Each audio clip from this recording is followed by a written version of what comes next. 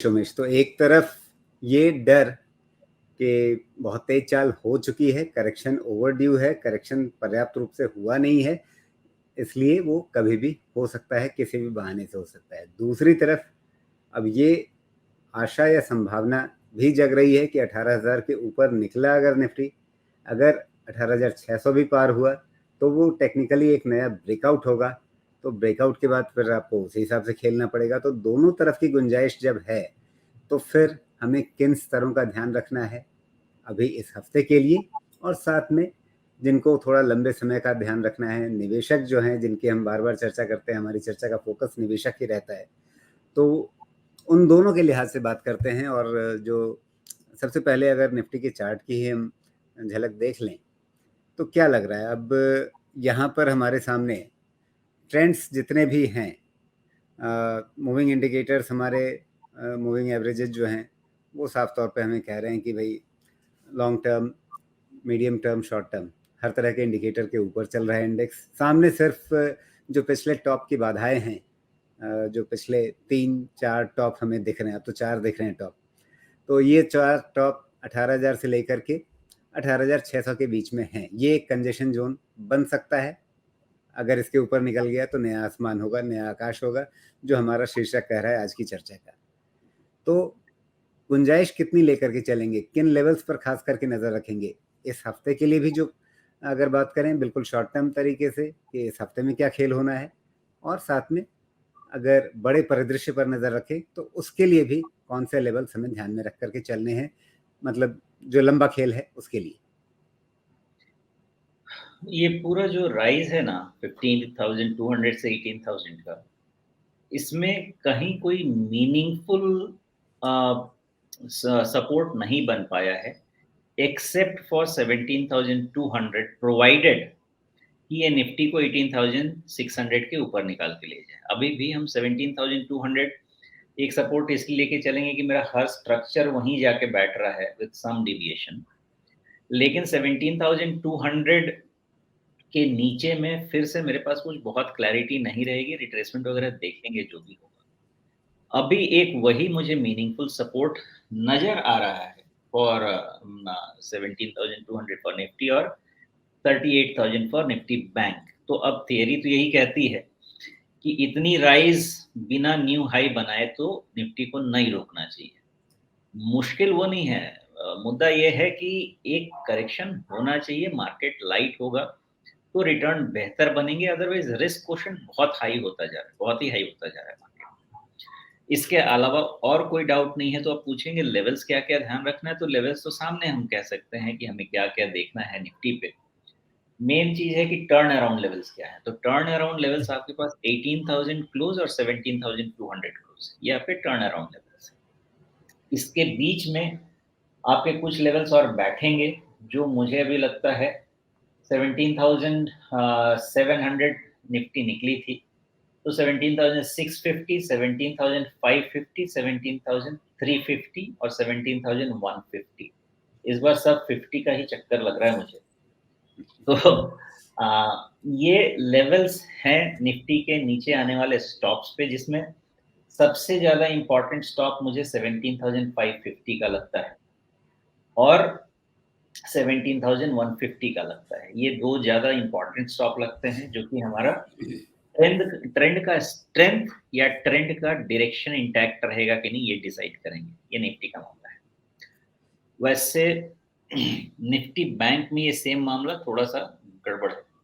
गड़बड़ इसलिए है कि निफ्टी बैंक एक तरह से आप ये समझ लीजिए कि जैसे हाथी का ट्रंक होता है, उसको खींचे जा रहे हैं तो खींचे जा रहे हैं तो ओपन होते जा रहा है, उस तरह से ये बढ़ता जा रहा है। तो निफ्टी के लिए, निफ्टी बैंक के लिए मुझे लगता है ओवर टाइम सबसे इंपॉर्टेंट लेवल बन जाएगा शॉर्ट टर्म के हिसाब से 39,000 से 39,300 का जोन। ये जोन छूटने के बाद सीधा 38,000 और फिर डिसाइसिव रेंज। तो 40,000 के नीचे जब तक अब क्लोज नहीं होता है तो पहला तो ब्रेकआउट वही मान के चलें कि 40,000 के ऊपर क्लोज हो गया तो पहला, अब उसके नीचे क्लोज नहीं होना चाहिए, अदरवाइज सेंटिमेंट ब्रेकडाउन होगा। सेंटिमेंट ब्रेकडाउन होगा तो 39,000, 39,300 आपको वेट करना है।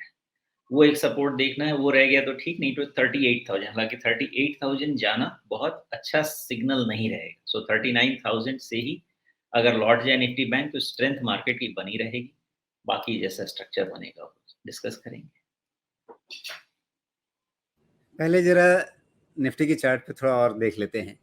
आपने ज़िक्र किया 17,200 का, वो बिल्कुल जो स्विंग लोज, स्विंग हाइज देखते हैं, उनके हिसाब से पहली नज़र वहीं पे जाती है, क्योंकि 29 अगस्त को जो बॉटम बना था 17,166 का, तो उसके ऊपर मोटा-मोटी 17,200 आप देख रहे हैं। इसके नीचे आने पर आपके सामने मैंने रिट्रेसमेंट भी खींच रखी है। आपने ज़िक्र किया कि रिट्रेसमेंट लेवल्स आगे और देखेंगे अगर, तो 15,200 के आसपास से लेकर के ये लगभग 18,000 तक की चाल बनी। उसमें 38.2% रिट्रेसमेंट 16,900 के पास बनता है, और उसके ठीक ऊपर गोल्डन क्रॉस बनना शुरू हो गया है। 200 डे मूविंग एवरेज आपका 16,967 के आसपास है, मोटे तौर पे 17,000 अब मान लीजिए, और उसको पार करता हुआ दिख रहा है 50 डे मूविंग एवरेज। यहाँ पर दर्शकों को बता दें, जो लाल लकीर दिख रही है वो 200 दिनों का मूविंग एवरेज है, और जो बैगनी रेखा, पर्पल रेखा दिख रही है, वो है 50 दिनों का मूविंग एवरेज। जब 50 दिनों का मूविंग एवरेज 200 दिनों के मूविंग एवरेज से ऊपर निकलने लगे, नीचे से आते हुए ऊपर चला जाए, क्रॉस करे उसे, तो इसे हम गोल्डन क्रॉस कहते हैं तकनीकी भाषा में। काफ़ी सकारात्मक संकेत इसे तकनीकी रूप से कहा जाता है।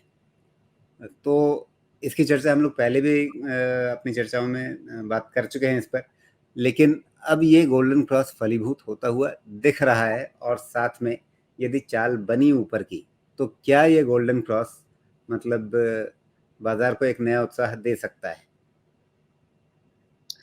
पहली चीज़ कि थ्योरेटिकल जवाब तो हाँ है। दूसरी चीज़ ये है कि गोल्डन क्रॉस में मुझे हमेशा एक पुल बैक का इंतज़ार रहता है, जिसके बाद इसका बेहतर स्ट्रक्चर बनता है कि गोल्डन क्रॉस की स्ट्रेंथ कितनी है।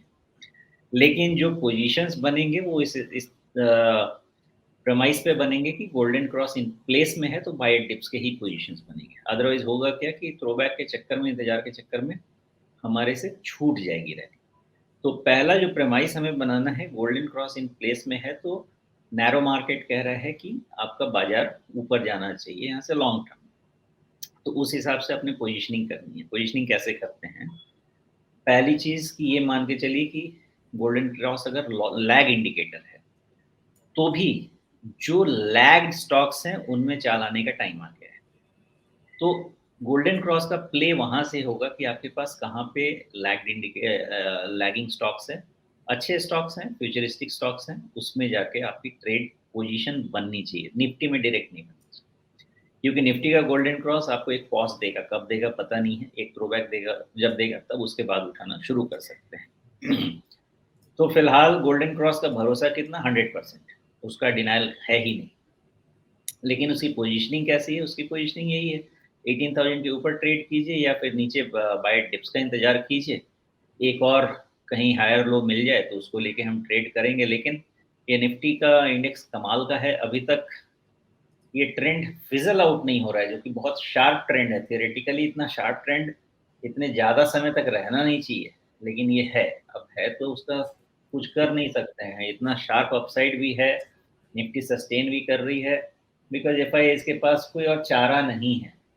मुझे एक बहुत इम्पोर्टेंट लग रहा है अब 7,700, शायद 7,650, 7,550 मैंने फाइनल मार्कर रखा है, बिकॉज़ उसके नीचे अगर गया तो ये ट्रेंड का ब्रेकडाउन है निफ्टी का। निफ्टी बैंक का ट्रेंड का ब्रेकडाउन हो गया था फॉर सम रीज़न, उसके बाद ये टूट नहीं रही है bank Nifty. Otherwise Nifty bank का तो ट्रेंड का ब्रेकडाउन हो गया था, वापस आके फिर से उस ट्रेंड में घुस गया है, इसलिए भी कुछ कह नहीं सकते, उसको फिज़ल आउट मान सकते हैं। लेकिन निफ्टी का 17,550 के नीचे मुझे लगता है क्लियर ब्रेकडाउन होगा, एटलीस्ट 5% वाला करेक्शन तो वहाँ से ट्रिगर होगा। लेकिन जब तक वो नहीं होता है तब तक क्या करें? जो लेवल कहता है वो करना, क्या करें? जी। तो ये तो रही बात निफ्टी की, जिसमें आप कह रहे हैं, आपने अपने लेवल्स बता दिए कि इनका ध्यान रखा जाए। 18,000 के ऊपर फिर पॉजिटिव ट्रेड करना है, और 17,200 के नीचे आप कह रहे हैं कि फिर कहानी बदलेगी। फिर अब अगर मैं एग्जैक्टली ट्रेडर्स के लिए पूछूं कि आपको कहाँ से बिकवाली वाले सौदे करने हैं, कहाँ से आपको खरीदारी वाले सौदे करने हैं, और उनमें आगे अगला लेवल किसका ध्यान रखना है कि वो पार हो पाता है या नहीं हो पाता है। तो ये क्रिस्टलाइज्ड लेवल्स क्या होंगे?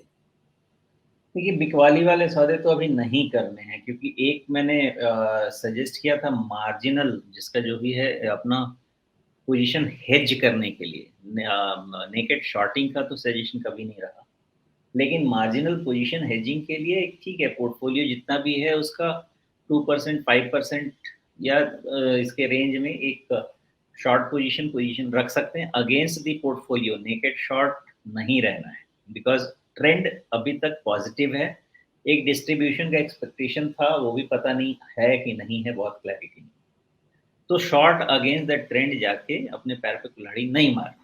हेजिंग करना है, कर सकते हैं, थोड़ा सा हेज करके रख सकते हैं, बिकॉज अगर 100 रुपए कमाए उसमें से अगर 10 रुपए हेजिंग को दे दिए तो क्या फर्क पड़ता है, उतना सेफ्टी नेट के लिए देना चाहिए। रही जी। बात कि लेवल के हिसाब से ट्रेडर्स को क्या करना है, ट्रेडर्स को या तो 18,000 के ऊपर ट्रेड करना है लॉन्ग, या फिर वेट करना है थोड़ा कूल ऑफ का। अगर प्रीएम्प्ट करना चाहते हैं तो 17,700 के पास 200 पॉइंट के स्टॉप लॉस के हिसाब से पोजीशन बिल्ड करना शुरू कर सकते हैं, और 17,550 के नीचे छोड़ सकते हैं। फिर उसके बाद तो ट्रेंड वीक होना ही चाहिए निफ्टी का, ऐसा देख के लगता है। उसके अलावा अभी कहीं पे भी तो प्रॉफिट, बाय डिप्स वाली जो रणनीति है वो 17,700 के आसपास काम आएगी। हाँ, उसके पहले नहीं आएगी, या फिर 18,000 के ऊपर क्लोज पे मोमेंटम पे कम आएगी। जी। और 17,500 के नीचे वो स्ट्रेटजी छोड़ देनी है। फिलहाल तो वही कहेंगे कि छोड़ देनी है, लेकिन अभी भी बहुत क्लियर नहीं है मुझे, क्योंकि ये धीरे-धीरे जो मूवमेंट बन रहा है, कल 17,300 तक है। अब कितना निफ्टी यहाँ से कंसोलिडेट करती है, उसके बेसिस पे सपोर्ट बनेगा। फिलहाल ये सपोर्ट बहुत स्टीप नहीं है, ट्रेंड चेंजिंग सपोर्ट। जी। मुझे और अभी असेसमेंट 18,000 के करना ऊपर अगर निकलता है तो फिर यहाँ पे तो बड़े छोटे-छोटे फिर आएँगे ना, 18,600 तक। सिर्फ 600 पॉइंट के अंदर आपको कई सारे पिछले टॉप्स मिल रहे हैं, तो बड़े छोटे-छोटे लेवल्स आएँगे, उनको कैसे खेलना है? अगर 18,000 के ऊपर निफ्टी क्लोज दे देती है तो 17,650 के नीचे का 18,000, सो रफली 17,700 का जो 17,700 के नीचे जब तक क्लोज नहीं होती है, 18,000 के ऊपर अगर क्लोज हो जाती है, बाई पोजीशन बनाना शुरू कर दें। अब वो छोड़ना कैसे है, उसका ट्रेल करते जाएंगे स्टॉप लॉस। पहला अपने पास 17,700 क्लोज है, जो कि वहां से बहुत दूर नहीं है, अभी 300 पॉइंट 400 पॉइंट का स्टॉप लॉस तो वैसे भी लगेगा। और उसके बाद फिर फ्रेश ट्रेल करेंगे, 17,700 को फिर उठा के ऊपर लेके जाएंगे 18,000 के आसपास या 17,900 के आसपास। तो डेटा वैसे पैन आउट होगा। अभी अगर पूछेंगे कि 18,000 के ऊपर पोजीशन लेना है क्लोज पे, 100% लेना है, 17,700 का स्टॉप लॉस रख लेंगे। जी। तो ये रही बात निफ्टी में ट्रेडर्स के नज़रिए से। बैंक निफ्टी को भी देख लेते हैं, फिर इन्वेस्टर्स की बात करेंगे। मुख्य रूप से तो हमें इन्वेस्टमेंट वाली थ्योरीज को ही पकड़ना है। यहाँ पर आप कह रहे हैं कि 40,000 मुख्य रूप से, उसके नीचे जब तक नहीं जाता है तब तक बड़े आराम से निश्चिंत रह सकते हैं, और उसके नीचे फिर आपने जिक्र किया 39,000 लगभग मोटे तौर पे, और फिर 38,000 लेवल्स ठीक से ध्यान में है मेरे, या कहीं पे कुछ करेक्ट करना है?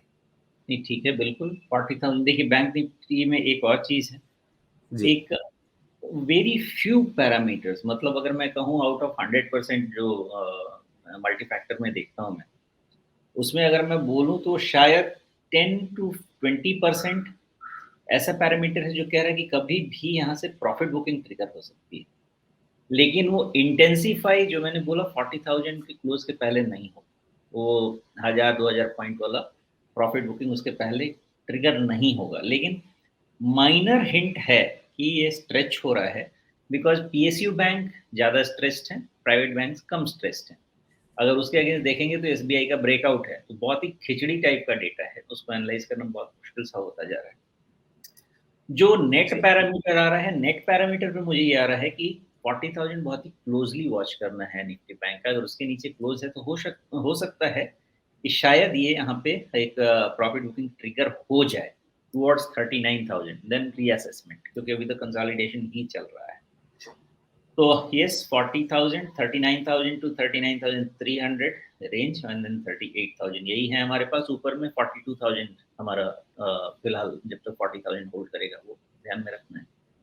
जी, 41,830 के आसपास पिछला टॉप बना था, तो इस चाल में क्या उस टॉप तक जाएगा और उसके बाद प्रॉफिट बुकिंग आएगी, जो आप 1000-2000 पॉइंट की प्रॉफिट बुकिंग कह रहे हैं, या हो सकता है कि पहले ही आ जाए? दोनों में संभावना किसकी ज़्यादा रहेगी? देखिए ऐसा है कि लंगर लगा हुआ है, लोगों को भूख तो लगी है। तो 42,000 तो हो जाना चाहिए, ऐसा मुझे लग रहा है। बस यही है कि इतना हीट है कि एक बार डिसीजन लेने में थोड़ा-सा मुश्किल हो रहा है, लेकिन जी। थियोरेटिकली तो हो जाना चाहिए। अच्छा, जो हम लोग निफ्टी में गोल्डन क्रॉस बन रहा है उसको देख रहे हैं, यहाँ पे साफ-साफ बन चुका है, प्ले आउट हो रहा है ऑलरेडी। तो क्या ये निफ्टी बैंक की जो चाल दिख रही है, उसमें वही गोल्डन क्रॉस का तड़का है अभी? हाँ, इसमें गोल्डन क्रॉस तो पहले बन चुका है और पॉज़िटिव भी है। तो ऐसे स्ट्रक्चर में होता है, जैसे आपने ये बात निकाली है, तो वो ऐसे स्ट्रक्चर में होता ही है कि प्रीवियस हाई या उसके वेरी क्लोज़ टेस्ट होके उसके बाद फिर रिवर्सल आता है। लेकिन इसका रिवर्सल भी आएगा ना, तो फिर अब शायद 38,000 इसका एक तरह से बहुत ही स्ट्रॉन्ग और लॉन्ग टर्म बॉटम बन जाएगा, ऐसा लग रहा है। जी। तो ये दोनों ही बातें जो आप कह रहे हैं, निफ्टी की भी और बैंक निफ्टी की भी, वो ये बता रही हैं कि अब मतलब जिस चीज़ का हम लोग इंतज़ार कर रहे थे कि अभी खरीदारी नहीं करनी है निवेशकों के नज़रिए से, पिछले कुछ समय से आपने रोक रखा था। अब क्या उनके लिए खरीदारी शुरू करने का समय आ गया है, क्योंकि अब चाल स्पष्ट होने जा रही है? पहले ये असमंजस था कि गिरेगा या ऊपर चलेगा पता नहीं, तो अभी रुक जाओ। क्या अब ये समझ में आ रहा है कि जाना तो ऊपर ही है, तो फिर क्या अब खरीदना शुरू कर दिया जाए? इसमें थोड़ा-सा करेक्शन करूँगा। मैंने ये कहा है कि नैरो मार्केट में कोई खरीदारी नहीं करनी। रादर नैरो मार्केट मतलब जो इंडेक्स या लार्ज कैप स्टॉक्स, जी, वहाँ निफ्टी, पे कोई खरीदारी सेंसेक्स। नहीं जी, करनी है। जी, हाँ, मैंने जहाँ पे जैसे पोज़ीशन बनाने को कहा है वो अभी भी इंटैक्ट है। पहला, स्मॉल कैप अगर आप समझते हैं तो that is the place to be. Select 10% of the portfolio आपको वो बना के रखना चाहिए, बहुत ही क्वालिटी स्टॉक्स में। ऐसा नहीं है कि डेट वाले और वो पेनी स्टॉक जाके ले लो। पहली चीज़ मैंने ये कही है। दूसरी चीज़ ये कहा है कि नैरो मार्केट में आपको प्रॉफिट बुक करते रहना है, लेकिन आपको रीपोजीशन करना है, जैसा मैंने पिछली बार भी कहा था। बीएफएसआई सेक्टर, नॉन एनबीएफसी, जहाँ पे एफआईआई ने पहले बहुत सेल कर रखा था, अब जहाँ पे उनका पोजीशन बनता है वैसे जगह पे आप रह सकते हैं, क्योंकि वहाँ पे ऐसा नहीं है कि मार्केट ओरिएंटेड रिस्क नहीं रहेगा। लेकिन मार्केट गिरेगा 10% तो शायद वो भी गिरेंगे 10%, लेकिन जो चल गए हैं मार्केट गिरेगा 10% तो वो गिरेगा 20%। वहाँ पे आपका रिस्क लिमिटेड है और पोटेंशियल ज़्यादा है, तो वैसे जगह में आपको नैरो मार्केट में पोजीशनिंग करनी है और स्मॉल कैप में धीरे-धीरे पोजीशनिंग करनी है। लेकिन जनरली यहाँ से बिना करेक्शन के मार्केट ऊपर जाए तो जहाँ पे भी हीट है वहाँ प्रॉफिट बुकिंग ही करना है। और इस लेवल पे आप आराम से अराउंड 15% कैश लेवल कैसे बनाना है, mix of book profit plus net cash ये भी समझाया था, उस हिसाब से 15% आपको अपने सेफ्टी नेट में रखना है।